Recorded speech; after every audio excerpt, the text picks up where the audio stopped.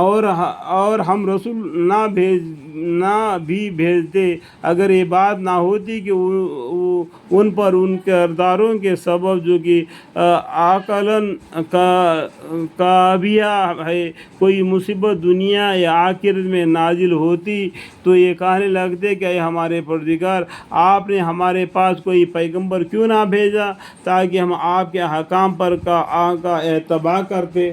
تو اس ٹائم پر یہ بہانہ نہ ہونا چاہیے. اس لیے اللہ تعالیٰ نے پیغمبروں کے ذریعہ ہدایت دی اور ان حکام اور رسول پر ایمان لانے والوں میں ہوتے. سو جب ہماری طرف سے ان لوگوں کے پاس امر حق پہنچا تو اس میں شب نکالنے کے لیے یوں کہنے لگے کہ ان کو ایسی کتاب کیوں نہ ملی جیسا موسیٰ علیہ السلام کو ملی تھی. جیسا الٹے سلٹے باتیں کرنے لگے. کیا جو کتاب موسیٰ علیہ السلام کو ملی تھی اس کے قبل یہ لوگ اس کے منکر نہیں ہوئے؟ یہ لوگ تو یوں کہتے ہیں کہ دونوں جادو ہے جو ایک دوسرے کے موافق ہے، اور یوں بھی کہتے ہیں کہ ہم تم دونوں میں سے کسی کو بھی نہیں مانتے. آپ کہہ دیجیے اچھا تو علاوہ توریات اور قرآن کے تم کوئی اور کتاب اللہ کے پاس سے لے آؤ جو ہدایت کرنے میں ان دونوں سے بہتر ہو. اس کی پیروی کرنے لگو گا اگر تم اس دعویٰ میں سچے ہو. پھر احتجاج کے بعد اگر یہ لوگ آپ کا یہ کہنا نہ کر سکے تو آپ سمجھ لیجئے کہ یہ لوگ محض اپنی نفسانی خواہش پر چلتے ہیں، اور اس شخص سے زیادہ کون گمراہ ہوگا جو اپنی نفسانی خواہش پر چلتا ہو بدون اپنی نفس کے پر نہیں چلنا. انسان کا نفس ہوتا ہے نا ہمیشہ غلط کام کی طرف ابھراتا ہے کیونکہ شیطان اس کا تابع ہو جاتا ہے. تو اپنی نفس کو کیا کرنا ہے؟ دبا کے رکھنا ہے. ہم کیا کرنا ہے؟ کتاب کو دیکھنا ہے، قرآن کو دیکھنا ہے. پہلا قرآن کیا بولتا ہے اس پر عمل کرنا ہے. اس کے بعد میں حدیث کی طرف جاتے ہیں تو بخاری شریف کو دیکھنا ہے. بخاری شریف کیا بولتا ہے اس کو پر عمل کرنا ہے. اگر بخاری شریف کے بعد میں اور بھی 5 کتابیں ہیں جو بڑے کتابیں حدیث ہیں، یہ 6 کتابوں کو پڑھنا ہے. یہ 6 کتابوں کے اندر میں کوئی ایک حدیث ٹکرا جاتی ہے آپس میں تو آپس میں جھگڑا بازی نہیں کر لینا، ٹھیک ہے؟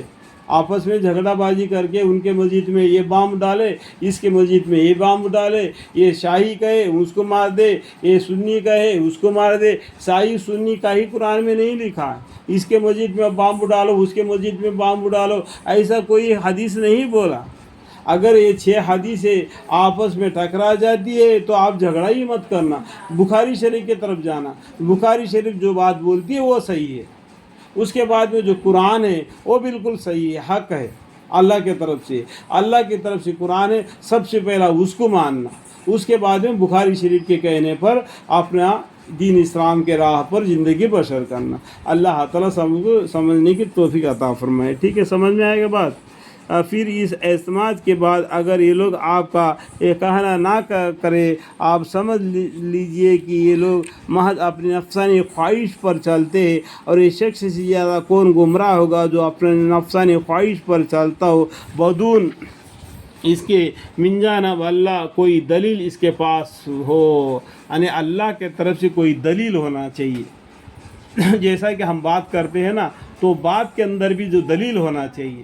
تو کوئی پوچھے گا کہ تم نے یہ حدیث بیان کی، کہاں سے بیان کی میرے بڑے بھائی؟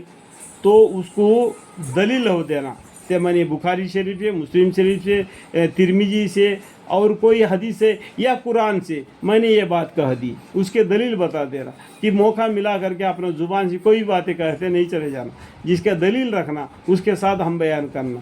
اگر پیغمبر صلی اللہ علیہ وسلم کا نام لے کر بنا دلیل کے اپنے من مانی سے کوئی بات بتا دیتا ہے تو اپنا گھر جہنم میں بنا رہا ہے. اللہ مغفر.